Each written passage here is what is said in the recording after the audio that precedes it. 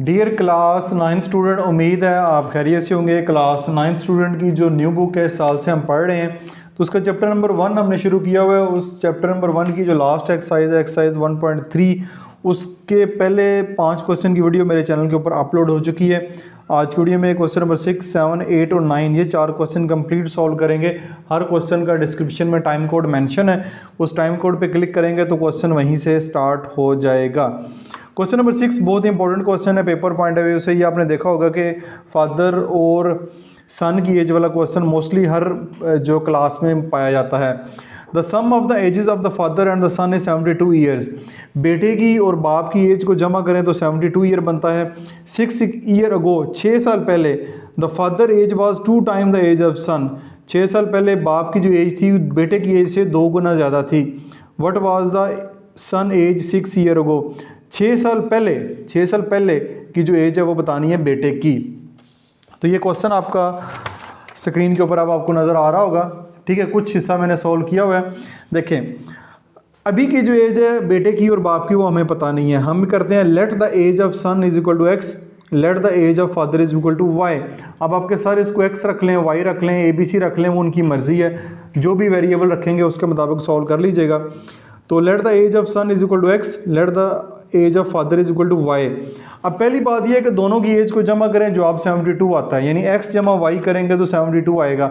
बाप की और बेटे की एज को जमा करेंगे 72 आ जाएगा। एक बात होगी। 6 ईयर गो, 6 साल पहले। अब 6 साल पहले जो है सन की एज क्या होगी। अगर अभी बेटे की एज x है, अभी हमने सपोज किए बेटे की एज x है, तो 6 साल पहले क्या होगी, x माइनस 6 होगी। इस तरह 6 साल पहले बाप की एज क्या होगी, फादर एज क्या होगी, y माइनस 6 हो जाएगी, ठीक है। यानी अभी एज y है, y में से 6 माइनस कर दें, ठीक है। कोई भी एज ले लें, फ़र्ज़ करें बेटे की एज 14 है, अभी 14 है, तो 6 साल पहले कितनी होगी, माइनस 14 कर दें तो 8 साल हो जाएगी फॉर एग्जांपल, यानी 6 माइनस करना है, ठीक हो गया जी। अब अकॉर्डिंग टू गिवन कंडीशन ये है कि हमारे पास ये बेटे की एज है x माइनस 6 और ये है y माइनस 6। दोनों की एज को मैंने एक दूसरे के बराबर रख दिया है। क्या हम बराबर रख सकते हैं?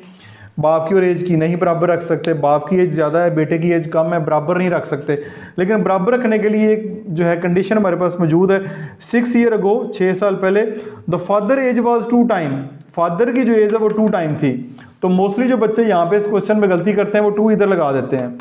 बाप की एज ऑलरेडी 2 गुना ज़्यादा है, 2 गुना ज़्यादा है, ठीक है। ये वाली 2 गुना ज़्यादा है, तो 2 जो है वो हम फिर इधर लगाएंगे।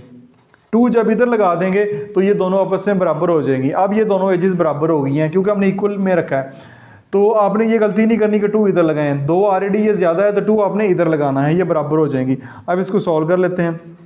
2x माइनस 12 y माइनस 6, ये आ जाएगा 2x, ये आ जाएगा माइनस y, ये आ जाएगा माइनस 6, ये माइनस 12 है तो ये प्लस 12 इधर आके हो जाएगा, ठीक है। ये इसके साथ x लिखना है तो ये आ जाएगा 2x minus y is equal to plus 6। ये आपके पास इक्वेशन नंबर 2 बन गई है, ठीक है। यानी इसको हमने सॉल्व किया। 2x ये इधर आके माइनस वाई, ये माइनस 6 है, उधर जाके प्लस 12 हो जाएगा। 2x माइनस वाई प्लस 6 होगा। 2 इक्वेशन आपके पास आ गई हैं, इक्वेशन नंबर 1, इक्वेशन नंबर 2। तो इक्वेशन नंबर 1 ऊपर लिखते हैं, x plus y is equal to 72, ये हमारे पास गिवन है, और 2x minus y is equal to 6। अब ऊपर अगर स्टेटमेंट लिखना चाहें तो लिख लें। मैं यहाँ पे ये मैंने स्टेटमेंट ऊपर लिख दिया। Adding equation number 1 and equation number 2। Equation number 1 और इक्वेशन नंबर 2 को ऐड करते हैं, ये प्लस माइनस कैंसिल हो जाएगा, ये आ जाएगा 3x इज इक्वल टू 72 में 6 ऐड करेंगे 78 हो जाएगा, ठीक है। ये आपके पास 78 हो गया। अब x की वैल्यू फाइंड करनी है, x इधर ही रहेगा, 78 डिवाइड बाई 3 तो ये आ जाएगा 3 2 ज़र 6, 2 3 6 ज़र 18। x की वैल्यू जो है वो हमारे पास 26 आ जाएगी। कैलकुलेटर की मदद से भी इसको चेक कर लेते हैं। यहाँ पे आ जाए 78 डिवाइड बाई 3, बिल्कुल जी 26। x की वैल्यू 26 आ गई, यानी बेटे की जो मौजूदा एज है वो 26 साल है, ठीक है। ये x की वैल्यू क्या थी, बेटे की एज थी। तो बेटे की एज मौजूदा एज 26 साल है। लेकिन what was the son age 6 year ago, हमने 6 ईयर अगो बताना है। तो 6 ईयर अगो 6 साल पहले कितनी हो जाएगी, सन एज कितनी हो जाएगी, ये 26 है, तो 6 साल पहले 26 माइनस 6 करेंगे तो 20 ईयर हो जाएगी। ठीक है, बेटे की एज जो 20 साल होगी 6 साल पहले। सिर्फ बेटे की एज ही बतानी है, बाकी इसकी में और कोई काम उन्होंने नहीं कहा।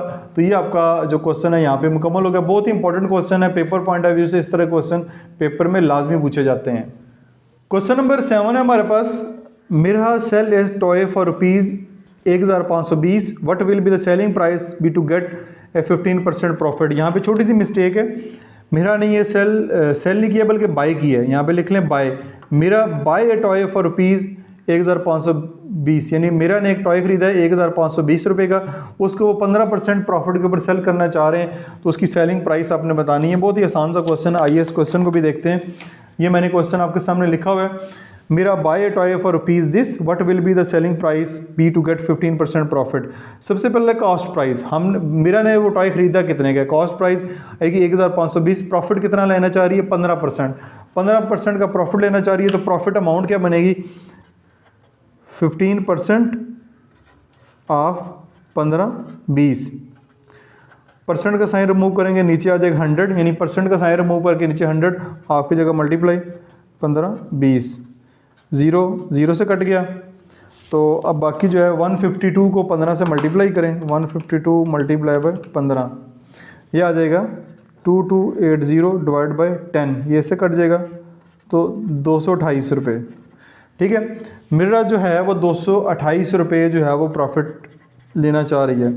ख़रीदा उसने 1520 रुपये का, 228 रुपये प्रॉफिट लेना चाह रही है।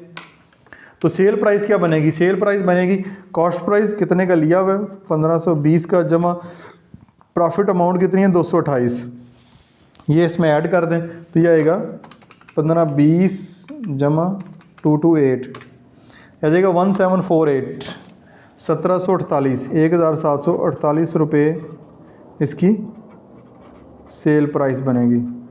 ठीक है, ये आपका ये वाला क्वेश्चन भी यहाँ पे मुकम्मल हो गया।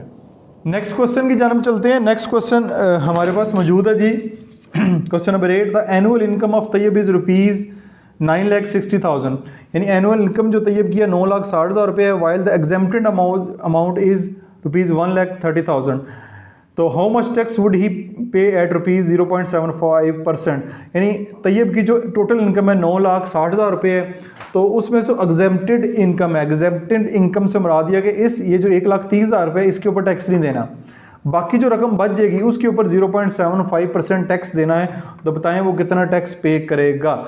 तो टैक्स से रिलेटेड क्वेश्चन है, समझना ज़रूरी है। पाकिस्तान में टैक्स वैसे ही लागू हो रहे हैं तो आपको टैक्स निकालना भी आना चाहिए। टोटल इनकम है जी रुपीज़ 9,60,000 रुपया, एग्जेम्प्टेड इनकम जो है 1,30,000 रुपये है, तो टैक्सेबल इनकम कितनी बढ़ेगी जिसके ऊपर टैक्स देना है, वो 9,60,000 में से 1,30,000 जो है वो माइनस कर देंगे, तो वो आएगा 9,60,000 माइनस 1,30,000, तो वो आपके पास बनेगी 8,30,000 रुपये, 8,30,000 रुपये के ऊपर टैक्स देना है। दोबारा सुन लें, टोटल इनकम उसकी 9,60,000 रुपया है, लेकिन जो टैक्स से एग्जेम्प्टेड इनकम है वो 1,30,000 रुपये, इसके ऊपर टैक्स नहीं देना। बाकी जो रकम बचेगी जो कि बची है 8,30,000 रुपये, इसके ऊपर टैक्स देना है। तो वो कितना टैक्स बनेगा, टैक्स रेट जो है 0.75% है। तो टैक्सेबल अमाउंट कितनी बनेगी, ये बनेगी 0.75% ऑफ किसका, 8,30,000 का। तो ये परसेंट का साइन रिमूव करेंगे, नीचे आ जाएगा 100 मल्टीप्लाई बाय 8,30,000 रुपया। ठीक है, ये 2 ज़ीरो इस 2 ज़ीरो से कट गए, इधर आएगा 0.75 मल्टीप्लाई बाय 830, बल्कि 2 ज़ीरो आएंगे, 2 ज़ीरो कटे हैं।